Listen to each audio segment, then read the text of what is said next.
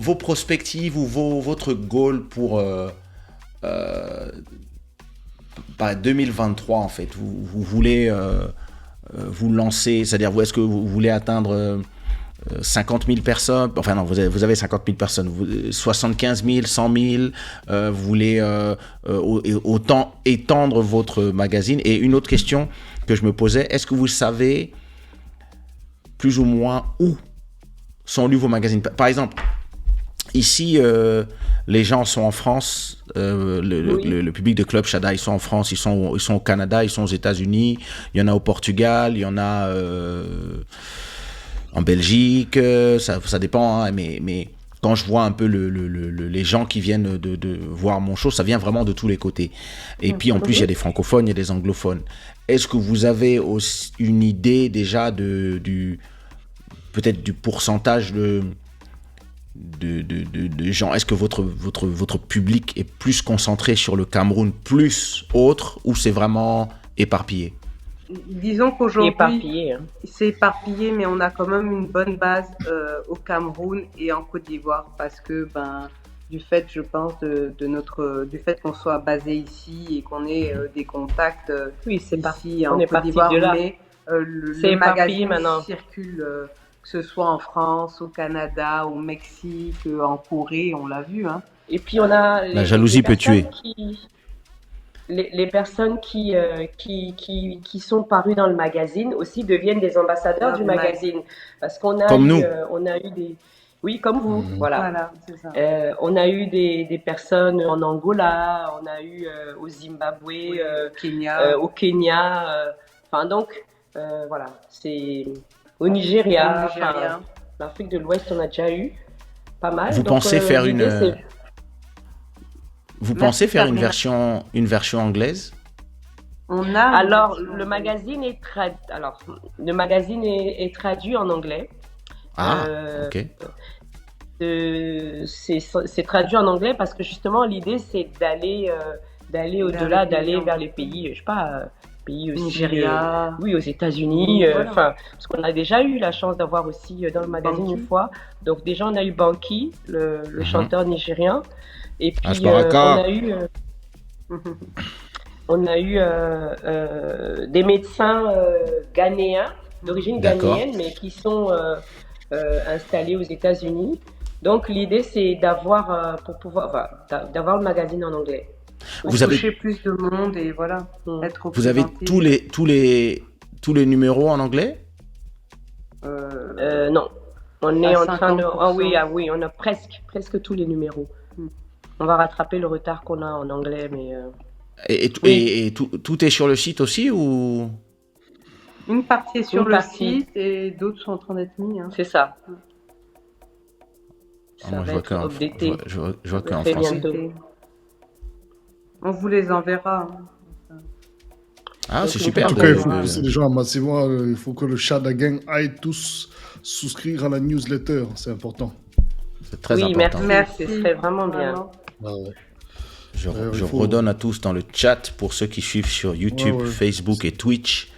Exactement. À nouveau, j'ai mis dans le chat le lien pour aller lire le magazine et s'inscrire, suivre l'Instagram. Inscrivez-vous pour justement qu'on soit tous là-bas et pour lire aussi nos interviews, hein, les 2 derniers épisodes. On agisse aussi, surtout, parce que tu sais, on parle souvent de ça, de cette entraide entre Africains, soi-disant entre panafricanistes, et en vérité, beaucoup de gens parlent, mais ne foutent rien.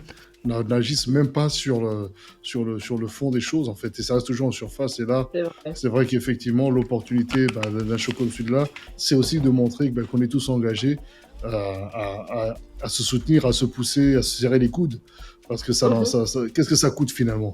C'est créer de la visibilité, c'est créer permettre une expansion et un plus grand reach. Et j'ai remarqué, les gens souvent sont un petit peu bloqués. Les gars, je veux dire, ça coûte. Mets ça dans ta story. C'est gratuit, c'est un clic. Merci Emery, merci Sabrina. Merci. Pardon, oui. Non, de toute façon, j'ai compris, et ma voix n'a pas de poids ici, donc je vais me taire. Non, pardon. Ma présence n'est pas souhaitée, je m'efface. Non, désolé. Désolé, Body, désolé. Body, est-ce que tu as un peu parcouru le magazine Si. Qu'est-ce que tu rajouterais, toi, dans un magazine comme celui-là? Je pense dans ce magazine, une rubrique musique bien poussée, avec des consultants, genre nous par exemple, qui interviendraient et proposeraient justement... Attends, pourquoi nous? Si tu veux travailler, trouve ton travail. Si toi tu t'ennuies, qui t'a dit que moi j'avais du temps? J'aime bien l'idée. Ce sont des gens comme toi qui font que l'Afrique n'évolue pas. Partage ta connaissance à un plus large public. À cause de vous, on n'avance pas. Voilà, vous êtes contre le progrès. En plus, Kesh avait bien dit il avait bien dit dans son interview qu'il maîtrisait, qu'il était... Donc oui, partage ta connaissance. Mais oui, c'est un expert. Le gars, en plus, en fait, je pense que c'est même beaucoup plus simple que ce qu'on nous croit, parce que je pense qu'aujourd'hui, justement, c'est un magazine grand public qui s'adresse à un public large, et donc il y a un intérêt pour ce qu'on fait d'être mis en avant, à savoir dans le domaine artistique, que ce soit, et pas que la musique, mais il y a les arts plastiques, il y a les arts digitaux, etc. etc. Et je pense qu'il y a vraiment une possibilité, ce qui serait intéressant d'envisager, c'est justement d'ajouter cet aspect-là, mais aller vraiment dans une recherche profonde où tu fais intervenir des gens qui ont vraiment des vraies choses à dire et à apporter à la conversation, tu vois, et du coup, ça peut permettre à, voilà, je pense... Totalement d'accord. Ah, mais oui, je vois très bien le truc. Moi aussi, je vois très bien le truc. Moi, tu sais ce que je rajouterais, sans vouloir abuser au nombre des pages, quelque chose qui me manque dans un magazine, dans mes connaissances personnelles, que j'adorerais avoir, ce serait en 2 pages ou 1 page, quelqu'un qui raconterait l'histoire de l'Afrique ou des histoires particulières de peut-être certaines personnes ou certains moments particuliers, d'une façon qui soit assez facile à ingurgiter pour tout le monde et qui permette aux Africains de connaître l'Afrique. Je trouve que beaucoup de magazines essayent de se transformer en version africaine de Marie-Claire ou de Elle, ou etc. Et ne prennent pas le temps de faire ce que finalement il nous manque, justement. C'est vraiment se connaître nous-mêmes, mais se connaître entre différents peuples. Donc voilà, cet épisode-là, on va parler de telle personne qui en République centrafricaine, par exemple, a fait tel truc entre telle année et telle année, pour expliquer machin. Ah, cette année, nous allons parler de tel poète de Côte d'Ivoire, etc. Je pense que pouvoir aussi mettre en avant pas juste des célébrités d'aujourd'hui et des gens qui font quelque chose aujourd'hui, mais des gens qui ont fait des choses hier, je pense que c'est ça qui manque aussi à beaucoup de nos publications, puisque finalement, moi je sais que on est abreuvé parce que nous sommes beaucoup aussi des anciennes colonies et parce que nous recevons la musique du monde, les médias du monde entier. On est abreuvé des histoires des autres, en fait.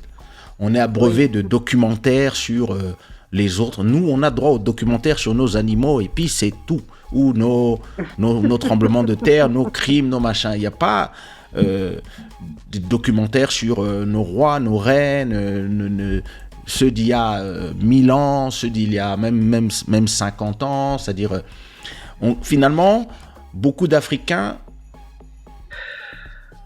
célèbrent leurs héros, mais en vérité ne le connaissent pas.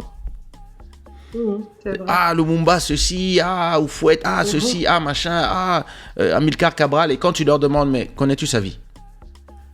Sais-tu où il est né? Sais-tu quelles sont les 10 choses qu'il a fait? Tu vois, par exemple, 10 choses à savoir sur X. En telle année, il a fait ça. En telle année, il a fait ça. En telle année, il a libéré tel pays. En telle année, nanana. En telle année, il a été assassiné. Par exemple, tu vois, moi, j'adorerais une espèce de Une rubrique comme ça, tu vois, 10 faits ou 10 faits qui ont marqué l'histoire de tel pays, par exemple. Là, ça peut aussi être un pays, ça peut être une personne, ça peut être 2 rubriques différentes. Mais ça peut être aussi des périodes dans le temps, où, comme tu disais, par exemple, ce que beaucoup de gens ne savent pas, c'est par exemple que l'Afrique n'avait pas de système religieux, mais avait un système spirituel 5000 ans avant Jésus-Christ, par exemple. On ne sait pas ces choses-là. On ne sait pas qu'on avait une construction sociétale qui était extrêmement élaborée, extrêmement sophistiquée et très moderne. Les gens ne savent... Enfin, il y a tellement de choses qui ne sont pas connues, et je pense des gens comme, par exemple, le professeur Kovi Gomez, qui est encore vivant, qui est une source de connaissances incroyable. Tu as aussi...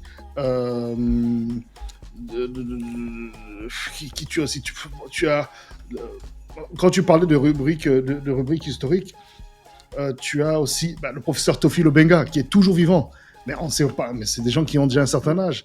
Théophile Obenga, c'était le disciple, entre guillemets, de Cheikh Anta Diop, qui a fait le colloque du Caire, etc. Donc, c'est des gens qui peuvent apporter beaucoup de choses. Et je pense, le côté connaissance et retour un peu aux sources, tu sais, où tel période, un flashback. Aussi, un autre aspect quand tu parles de ça, qui peut être intéressant, tu as remarqué dans nos journaux africains, de manière générale, si tu prends la petite gazette qui sort tous les jours, tu as toujours une illustration, un dessin, souvent assez drôle, qui représente telle ou telle situation, c'est souvent assez burlesque. Mais ça, c'est intéressant, tu vois. Cet aspect-là aussi, mettre en avant les artistes. Enfin, il y a plein de choses. Après, il y a tellement de choses. Au niveau de blog, vous pourriez même envisager de faire... je ne sais pas si vous vous rappelez de l'émission. À l'époque, c'était sur Africa numéro 1. L'aventure mystérieuse avec Feu Patrick Ngemandong. Oui, bien sûr. Ça donnait des frissons. Il racontait des histoires qui me faisaient peur. Moi, je ne dormais pas quand j'écoutais ces émissions. Après, ça faisait peur. Vraiment, ça faisait peur. Mais il parlait du mysticisme africain, il parlait de ces choses. Et c'était souvent des histoires vraies. Il y avait des histoires aussi fantasmagoriques. Mais tu vois, c'est... Enfin bon, voilà, il y a plein de choses qui peuvent être effectivement explorées. Hein, mais j'imagine qu'avec le temps, c'est pas en un jour, tout ça. On a noté, mais ce sont de très bonnes idées, franchement. Donc on reviendra, je ne sais pas quand est-ce que la prochaine, ça c'est quoi, c'est la 277e, là, la prochaine fois on aura les... Quand vous voulez, c'est la maison ici. Obligé de nous réinviter. Il n'y a pas de problème, quand vous voulez. Partagez aussi les histoires sur la particularité de nos traditions. Et les connexions. Tu sais, par exemple, il y a un truc qui est intéressant, c'est les frontières. Quand tu remarques que les frontières ont été faites par les colons, et quelles étaient, finalement, on peut aller... Les frontières d'avant. Voilà. À quoi ressemblaient les frontières d'avant? À quoi ressemblait l'Afrique d'avant, en fait? Ça n'est pas réellement leur histoire de A à Z, c'est vrai.